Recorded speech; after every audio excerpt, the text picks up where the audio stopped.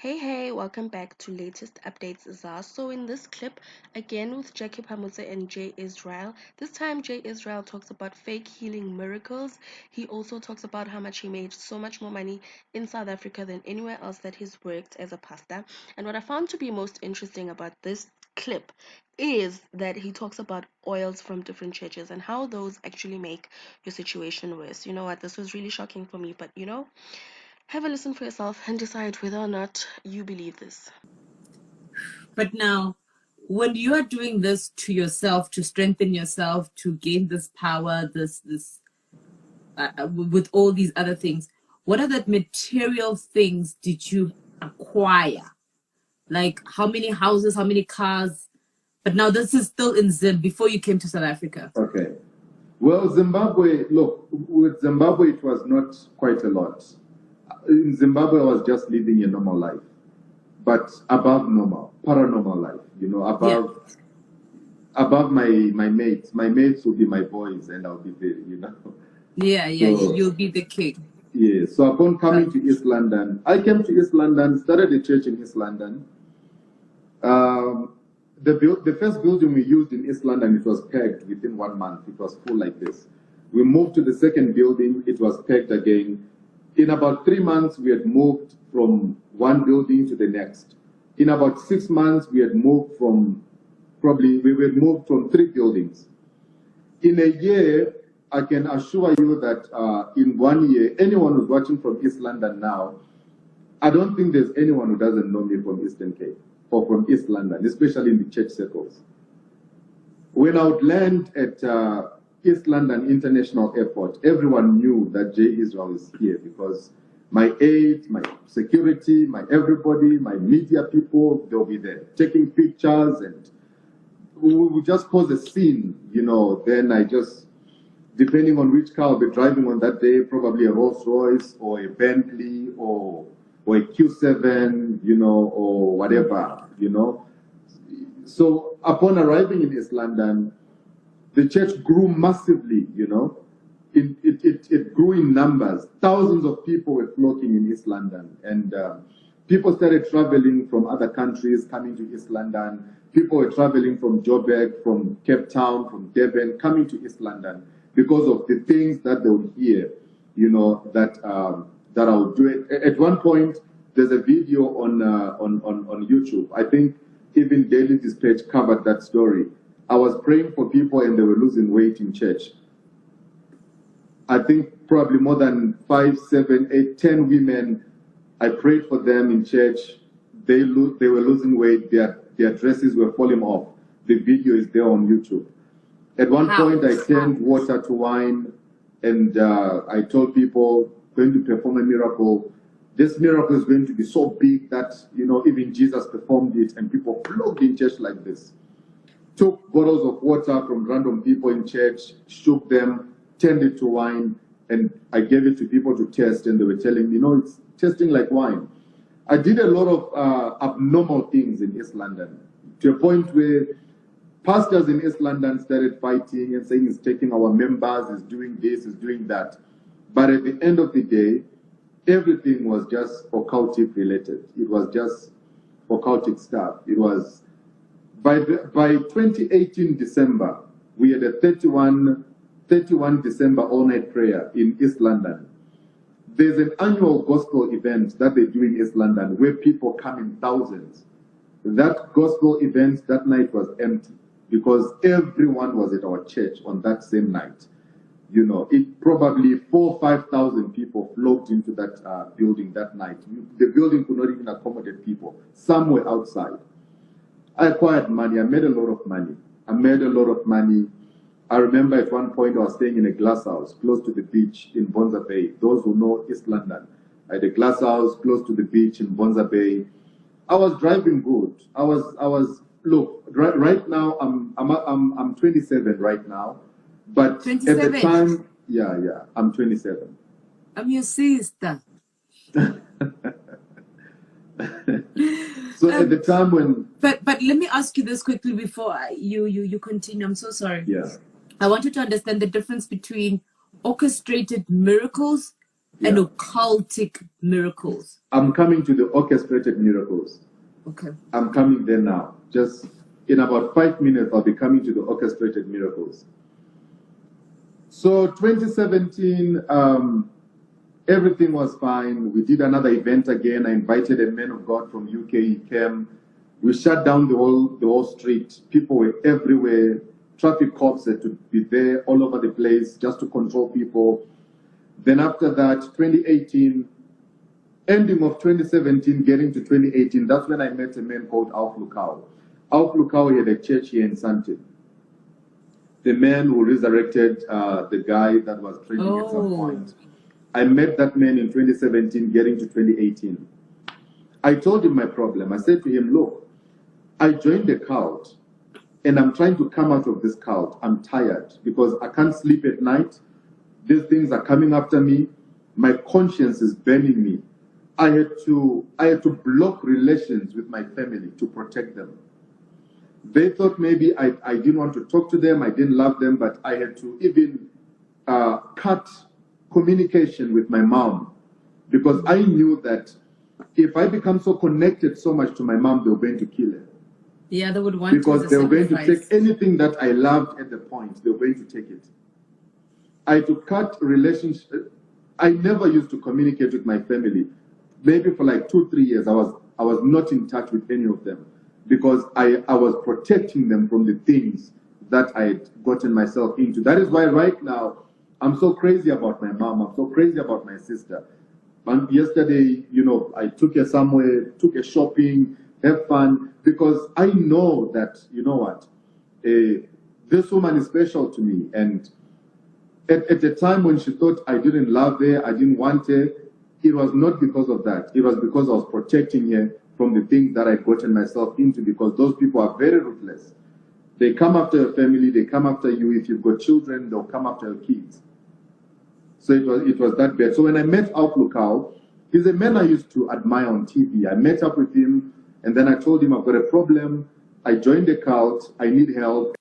I told him I joined the cult, and I need help, And then he told me, oh, don't worry, I'm going to pray with you. We are going to do things together. So I went on to tell him that, look, the more I use the things that I got from where I went, is the more I'm connected to these people. So I had to get into a process of trying to detach myself from everything, 2017, 2018, Alf Lukau introduced me to a certain system. I spoke about this on YouTube, everywhere, all over. He introduced me to the orchestrated miracles in 2018. And I performed, I think there's a miracle I performed in East London, and it was exposed in the Daily Dispatch. Alf Lukau said to me, I'm going to send people to East London. They're going to be sitting on wheelchairs.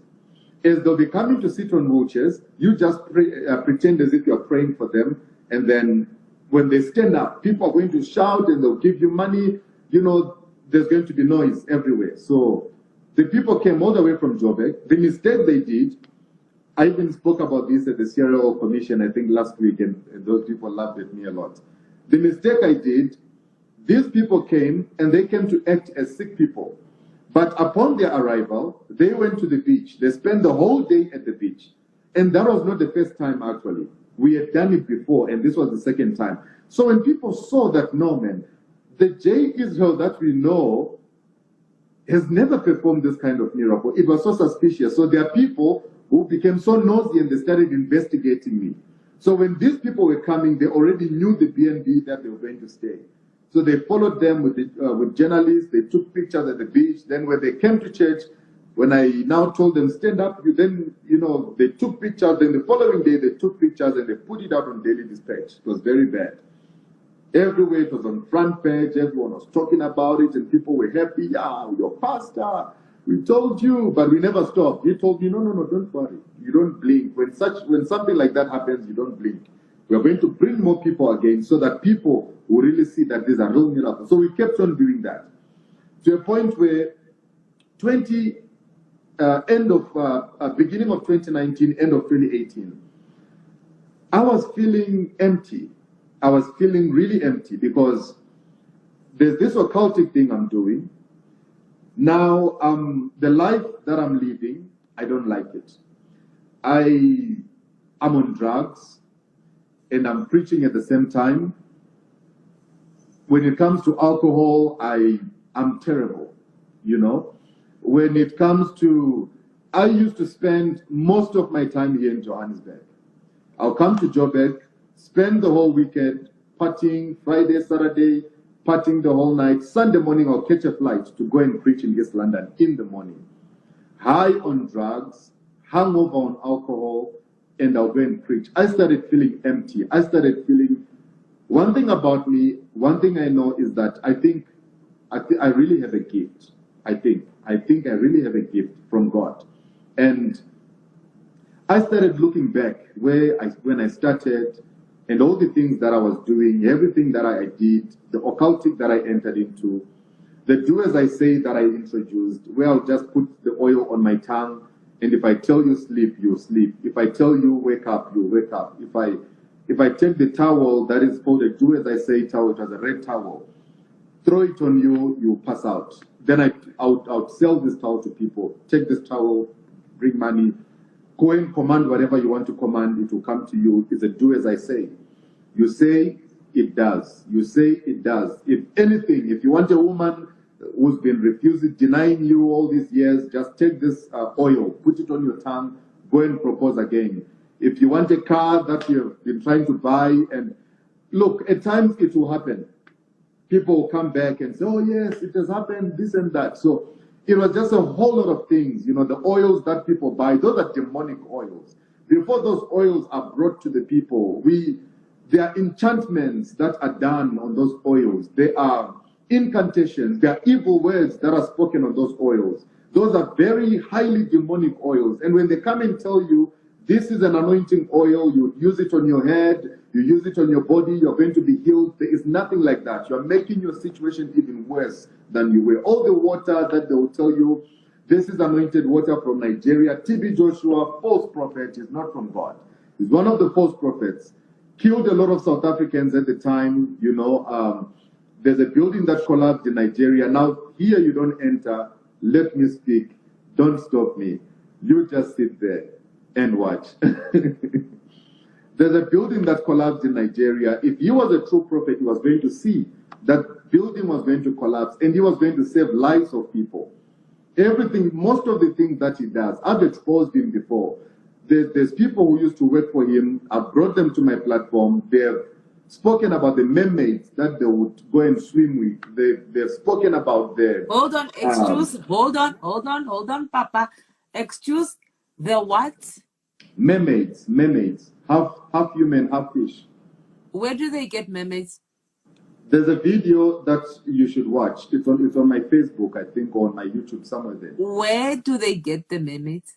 Well, as for where do they get the mermaids, I don't know. But this is what the person spoke about. The same way you are talking to me now is the same way that I spoke to somebody who used to work there. And this is exactly how she was explaining things that, look, you would sleep with women before service, you would do this, you would go and swim naked with mermaids, would go and, swim naked in some pools. Afterwards, you go, the miracles, some of the miracles are fake, they are lying and whatnot, just a whole lot of things. But okay, see the number of people. Rewind, Papa, rewind. I want to understand. Who was sleeping with mermaids? TB Joshua. In the church or his house? Or no. The lady didn't specify, but she said in the pool where they went, he'll be there with all these funny human beings there in the pool enjoying himself with them. Then afterwards, he goes to church. Do you believe that? Well, you see, knowing what you know, yeah. Do you believe it? It sounds unbelievable, but knowing what I know, I believed it. That is why I even brought her to come and speak about it, because I believed every word that she said. And how did you meet this girl? She contacted me, via social media. She told me she's got a story to tell. I've interviewed a lot of people, by the way. I have interviewed people who were used to fake miracles, people who were used for a lot of things in church, but in the church circles. And in the process, I've acquired a lot of enemies just like you.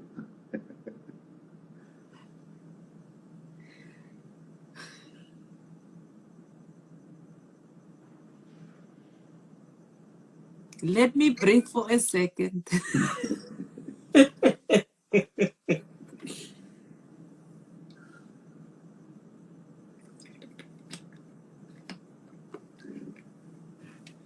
Okay, let's reconvene. Okay. They sleep with mermaids for what? For power, spiritual power. How do you breed a mermaid? Come again? How do you breed a mermaid? I think that's a question I would also, like to get answers, too. So, but look, these are things that are happening. The same way you spoke about snakes. Someone will be wondering, how do you breed a snake? How do you sleep with But a snake? a snake is easy to find. I'm asking this because a mermaid is not an everyday thing. A snake you can find anywhere. Exactly. You can go to the zoo. You can go to breeders. There are people who are breeders online. You just buy a snake the same way you buy a dog. They're breeders. So it's an easy thing to find because you see it everywhere. If I had seen this with my own eyes, but what happened at some point was that I went to Ghana and we went to the sea. When we went to the sea, this is what I saw with my own eyes, not the mermaid that I saw. We went to the sea and there is a woman from the sea that I was supposed to be introduced to, so that I can be married to this woman. And after I'm married to this woman, she was going to become my wife. Meaning to say, she'll be giving me everything that I want in terms of spiritual power, spiritual everything, but she's a woman from the sea. So we went to the sea, we stood by the sea, and then when we go to the sea, there are words that they spoke, words that they spoke, and the waters will come and gather, and everything, words that they spoke. But unfortunately, when the woman appeared, she just appeared for like maybe 5-10 seconds, and then she was gone. And then they told me that no, she has rejected you. This is something that probably some pastors know about. There are pastors who are not married at the age of 30, 35, 40. They are not married. They can never get married because spiritually there's a spiritual marriage that they entered into. It's a covenant that they entered into, a covenant of power, covenant of wealth. You become so wealthy in such a way that you can have anything you want. You drive whatever you want to drive, but you can never get married because that woman is a very jealous woman. The day you get married, she will kill that woman that you will marry. If you try to be in a marriage again, she will kill that woman you want to marry. Hence, most of the men who entered into that covenant, they end up having one night stand, and no matter how much you try to be a good woman to such a man, you can never be a good woman because it is deeper than what you think. It is more spiritual. There's a spiritual covenant that nobody can break. No matter how beautiful, how pretty, even if you can cook the best meal for the man, he will make sure that he doesn't love you. He will just keep you at a distance and call you whenever he wants to sleep with you and give you money and you go your way. Because spiritually, there is a spiritual marriage that is there. Are you in a spiritual marriage? No. No, I'm not. Come on, I'm just 27. No. I'm just fooling around with you because man, oh man. So when you saw this woman, what did you see? What does she look like? She just came out of the water, long hair, white dress, very beautiful, very, very beautiful woman. Did you see the fishtail? Was it a mermaid? No, I did not see. I didn't see the lower part. It was just the upper part that I saw. When she came out of the water, then after some few seconds, she just disappeared back into the water. Then they told me, no, this means that she has rejected you. So you're not yet ready for this level. These things have got levels. You go. If they had accepted you, what would what would she have done in that moment if she had accepted you? They never told me what she would have done, but they told me that if she had accepted you, then you would have been meeting with her. Probably she'll be coming to you at night. In your dreams, when you're sleeping, she'll be coming to sleep with you, but you'll be dreaming of it, but it will be happening in the physical. So when you wake up in the morning, this is actually very real. There are women who are watching now. You go to bed, you sleep, and then when you wake up in the morning, you find your private parts wet, as if something was happening at night, you know, but you were not intimate with anybody. It's spiritual sex, you know. This is something different, but not part of this conversation. So she was going to be coming, sleeping with me at night. Then anytime I want whatever, I'll talk to her. Spiritually, she would make it happen. But the jealous part was what I was warned about, to say, you will never get married. If you get married, she will kill that woman.